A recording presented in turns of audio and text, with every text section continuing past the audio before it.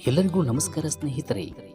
ಆಕಾರವಿಲ್ಲದ ಕಲ್ಲನ್ನು ಬೇಕಾದರೂ ಸುಂದರ ಶಿಲೆಯನ್ನಾಗಿ ಮಾಡಬಹುದು, ಆದರೆ ಅಹಂಕಾರ ಇರುವ ಮನುಷ್ಯರನ್ನು ಬದಲಿಸಲು ಸಾಧ್ಯವಿಲ್ಲ. ನಿಜ ಅಲ್ವಾ? ಸ್ಪಷ್ಟತೆ ಇಲ್ಲದವರ ಜೊತೆ ಸ್ನೇಹ ಬೆಳೆಸಬೇಡ, ಬದ್ಧತೆ ಇಲ್ಲದವರ ಜೊತೆ ಸಂಬಂಧ ಮಾಡಬೇಡ, ನಿಷ್ಠೆ ಇಲ್ಲದವರ ಜೊತೆ ಏನನ್ನು ನಿರೀಕ್ಷಿಸಬೇಡ. ಮಾತಿನಲ್ಲಿ ಜ್ಞಾನವಿರಬೇಕು, ನಡತೆಯಲ್ಲಿ ವಿನಯ ಇರಬೇಕು, ಮನಸ್ಸಲ್ಲಿ ಎಲ್ಲರನ್ನು ಪ್ರೀತಿಸುವ ಗುಣ ಇರಬೇಕು. ನಿಮಗೆ ತೊಂದರೆ ಅನಿಸುವ ವಿಷಯಗಳೇ ನಿಮಗೆ ಜೀವನದ ಬಹುತೇಕ ಪಾಠಗಳನ್ನು ಕಲಿಸಿ ನಿಮ್ಮನ್ನು ಬಲಿಷ್ಠಗೊಳಿಸುತ್ತವೆ. ನಾವಾಡುವ ಮಾತು, ಮಾಡುವ ಕೆಲಸ ಆತ್ಮಸಾಕ್ಷಿ ಒಪ್ಪಿದರೆ ಸಾಕು. ಬೇರೆಯವರು ಕೊಡುವ ಪ್ರಮಾಣ ಪತ್ರದ ಅವಶ್ಯಕತೆ ಇಲ್ಲ. ಅಹಂಕಾರ ನಿನ್ನ ಅವನತಿಗೆ ಹಚ್ಚಿದ ಅಲಂಕಾರ. ನೀ ತಿಳಿ ಸಾಕು, ನಿನ್ನನ್ನು ನೀ ತಿಳಿ ಸಾಕು. ನಿನ್ನ ಬಗ್ಗೆ ನೀ ತಿಳಿದಷ್ಟು ಬೇರಾರಿಗೂ ತಿಳಿಯದು. ಪ್ರಯತ್ನಿಸು, ಗೆಲ್ಲುವ ಛಲವಿದ್ದವನಿಗೆ, ಪ್ರಯತ್ನಿಸುವ ಗುಣವಿದ್ದವನಿಗೆ ಯಾವುದು ಅಸಾಧ್ಯವಲ್ಲ. ಮಾತನಾಡಿದರೆ ಸಮಸ್ಯೆ ಸಾವಿರದಷ್ಟು, ಮೌನದಲ್ಲಿ ಬದುಕಿದರೆ ಅರ್ಥ ಸಾಗರದಷ್ಟು. ಗೆದ್ದಂತೆ, ಸುಖಿಯಾಗಿಲ್ಲದಿದ್ದರೂ ಖುಷಿಯಾಗಿದ್ದರೆ ಸಾಕು, ನೀ ಬದುಕ ಗೆದ್ದಂತೆ. ತೃಪ್ತಿ ಇರಲಿ, ಸಾಕು ಎನ್ನುವ ತೃಪ್ತಿ ಇರಲಿ. ಬೇಕು ಎಂಬುದು ಯಾರನ್ನು ಸುಖಿ ಖುಷಿಯಾಗಿರಿಸಲ್ಲ. ಸಮಸ್ಯೆ ನಿನ್ನ ಸಮಸ್ಯೆ ಸಮಸ್ಯೆಯೇ ಅಲ್ಲ, ನೀನು ತೆಗೆದುಕೊಳ್ಳುವ ನಿರ್ಧಾರಗಳೇ ಸಮಸ್ಯೆ. ಬದುಕನ್ನು ನಿರೀಕ್ಷಿಸಲಾಗದು, ನಿರೀಕ್ಷಿಸಿದರೆ ನೋವು ತಪ್ಪದು. ಏನನ್ನೂ ಬಯಸದೆ ಸುಮ್ಮನೆ ಮುಂದೆ ಸಾಗು. ನಿನ್ನ ಗೆಲುವು ನಿನ್ನ ಬೇಲಿಗಳಿಂದಾಚೆ ಇದೆ, ನೀ ದಾಟಿ ಹೋಗಬೇಕಷ್ಟೇ.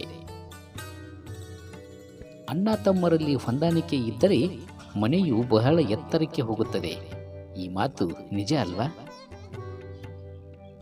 ಜೀವನದಲ್ಲಿ ನಾಳೆಯ ಬಗ್ಗೆ ಅತಿಯಾಗಿ ಚಿಂತಿಸುವುದನ್ನು ಬಿಟ್ಟು ಬಿಡಬೇಕು. ಇಲ್ಲಿ ತನಕ ಜೊತೆಯಾಗಿದ್ದು ಕಾಪಾಡಿದ ಭಗವಂತ ನಾಳೆಯೂ ಜೊತೆಯಲ್ಲಿರುತ್ತಾನೆ ಎಂಬ ನಂಬಿಕೆ ಅಚಲವಾಗಿದ್ದರೆ ಸಾಕು. ಆ ನಂಬಿಕೆಯನ್ನು ಭಗವಂತ ಎಂದಿಗೂ ಸುಳ್ಳಾಗಿಸುವುದಿಲ್ಲ. ನಂಬಿಕೆಯ ಜೀವನದ ಆಧಾರ. ಪ್ರೀತಿ ಅನ್ನೋದು ಬೇಡುವ ಭಿಕ್ಷೆಯಾಗಬಾರದು, ಪರಸ್ಪರ ಒಬ್ಬರಿಗೊಬ್ಬರು ನೀಡುವ ಗೌರವವಾಗಬೇಕು. ಯಾವ ವ್ಯಕ್ತಿ ನಮ್ಮ ಖುಷಿಗಾಗಿ ಸೋಲುತ್ತಾನೋ ಅಸಲಿಗೆ ನಾವು ಅವನ ಬಳಿ ಎಂದಿಗೂ ಗೆಲ್ಲಲು ಸಾಧ್ಯವಿಲ್ಲ. ಭೂತಕಾಲದ ಬಗ್ಗೆ ಯೋಚಿಸಬೇಡ. ಕೆಳಕ್ಕೆ ಬಿದ್ದ ಹೂವು ಮತ್ತೆ ಮರ ಸೇರುವುದಿಲ್ಲ. ಜೀವನದಲ್ಲಿ ನೋಡಿ ಕಲಿತದ್ದಕ್ಕಿಂತ ನೊಂದು ಕಲಿತದ್ದೇ ಜಾಸ್ತಿ ಅಲ್ವಾ? ಪ್ರತಿಯೊಂದರ ಬೆಲೆ ತಿಳಿಯುವುದು 2 ಬಾರಿ ಮಾತ್ರ. ಒಮ್ಮೆ ಅದನ್ನು ಪಡೆಯುವ ಮೊದಲು, ಇನ್ನೊಮ್ಮೆ ಅದನ್ನು ಕಳೆದುಕೊಂಡಾಗ. ಆದುದರಿಂದ ಯಾವುದೇ ಆಗಲಿ ನಮ್ಮ ಬಳಿ ಇದ್ದಾಗ ಅದರ ಬೆಲೆ ಅರಿಯುವುದು ಒಳ್ಳೆಯದು. ಅವರವರು ಉದ್ಧಾರ ಆಗುವುದನ್ನು ಬಿಟ್ಟು ನಿನ್ನನ್ನು ಉದ್ಧಾರ ಮಾಡೋಕೆ ಅಂತ ಇಲ್ಲಿ ಯಾರೂ ಕೂಡ ಓಡೋಡಿ ಬರೋಲ್ಲ. ಈ ಮಾತನ್ನು ತಿಳ್ಕೋ. ಒಂದಿನ ಎಲ್ಲರೂ ಸಾಯುತ್ತೇವೆ ನಿಜ, ಆದರೆ ಬದುಕಿದ್ದಾಗಲೇ ಸತ್ತಂತೆ ಬದುಕಬಾರದು. ನಿಯತ್ತಾಗಿ ಇದ್ದವರಿಗೆ ಕಾಲ ಇಲ್ಲ, ಒಳ್ಳೆಯತನದಿಂದ ಇದ್ದವರಿಗೆ ಬೆಲೆನೇ ಇಲ್ಲ. ನೆನಪಿಟ್ಟುಕೋ, ನೀನು ಬೇರೆಯವರ ಕಂಗಳಲ್ಲಿ ತರಿಸಿದ ಕಣ್ಣೀರು ಖಂಡಿತ ನಿನ್ನ ವಿಳಾಸ ಹುಡುಕಿಕೊಂಡು ಬಂದೇ ಬರುತ್ತದೆ.